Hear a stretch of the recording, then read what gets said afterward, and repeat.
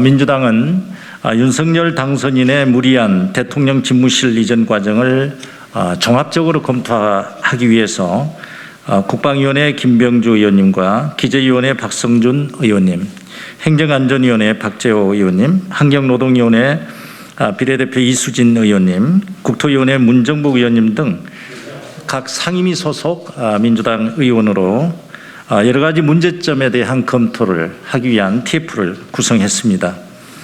아무런 마스터 플랜 없이 너무나도 급하게 대통령 집무실과 관저 이전을 추진하다 보니까 매일 여러 가지 문제점이 발생하고 있다고 생각합니다.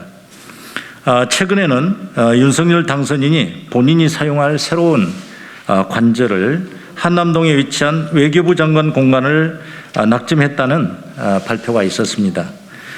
이 문제와 관련하여 TF 간사를 맡고 있는 국방위원회 김병주 의원께서 발표를 하도록 하겠습니다.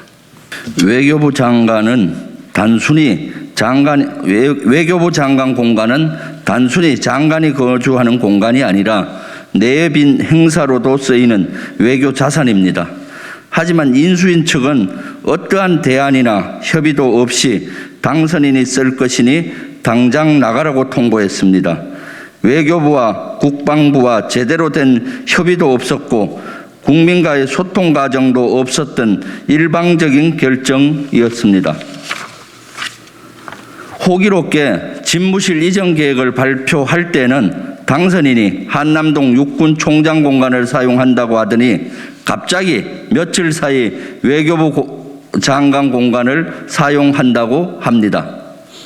육군 참모총장 공간은 너무 좁아서 마음에 들지 않았던 것입니까? 또한 축구장 2배 크기인 4,500평 정도의 외교부 장관 공간을 대통령 개인이 간저로 써야 할 이유는 무엇입니까? 윤석열 당선인은 국격과 국민의 삶, 국익과 국민의 불편은 모조리 무시한 채 본인 살집만 찾고 있습니다. 당선증의 잉크가 마르기도 전에 본인 살집부터 쇼핑하고 있는 것입니다. 또한 한남동 해병대 사령관 공간은 대통령 경호처장의 개인 간사로 사용되고 기존에 당선인이 사용하려고 했던 육군 참모총장 공간은 경호동으로 전환될 것이라는 보도도 있었습니다. 윤석열 당선인의 요구가 본래는 1개의 공간을 요구했다가 이제는 3개 공간을 요구하고 있는 것입니다. 다음은 누구를 내쫓고 또 어디를 비워야 할지 모르는 것입니다. 그럼 외교부 장관은 어디서 지내고 우리 군을 지휘하는 군 지휘관들은 어디서 지내야 한다는 것입니까?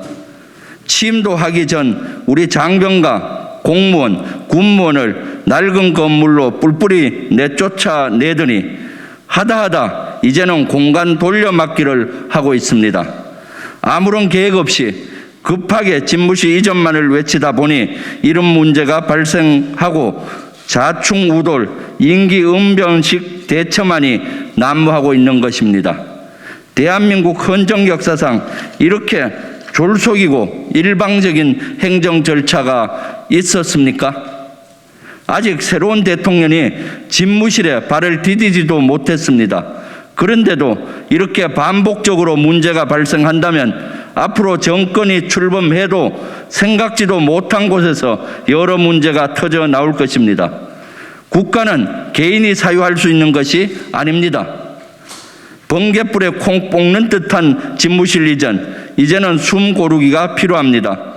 윤석열 당선인의 경주마식 이전이 아니라 국민이 이해할 만한 계획과 과정으로 꼼꼼한 이전 절차를 밟을 것을 요청합니다. 2022년 4월 26일 더불어민주당 대통령 집무실 이전 문제검토 TF 단장 민홍철, 위원 김병주, 문정복, 박성준, 박재호, 이수진 비례의원, 강태웅 용산구 지역위원장 이상입니다.